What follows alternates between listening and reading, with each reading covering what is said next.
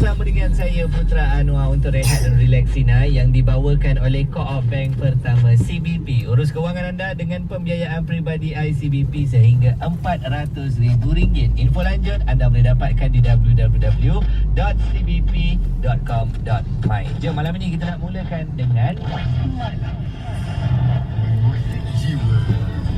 Assalamualaikum Wan. Saya Putra Anwar. Orang mana ni? Saya orang Melaka lah. Melaka kat mana? Melaka Tergatil.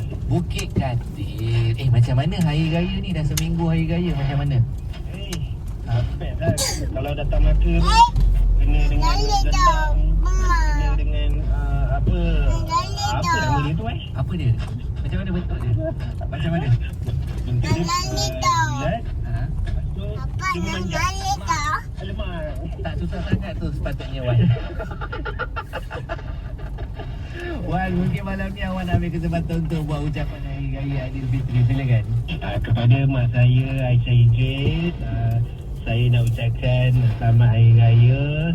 Masak banyak-banyak sikit. Kan lagi tak puas. Tak habis lagi?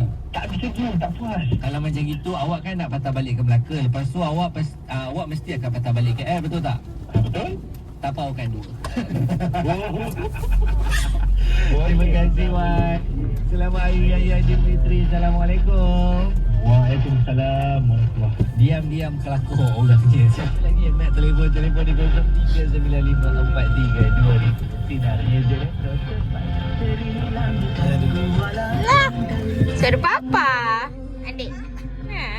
Kian. Suara papa. Makin nak tak suara papa? Ada. Bodoh lah. Boleh pula. Apa? Reverse.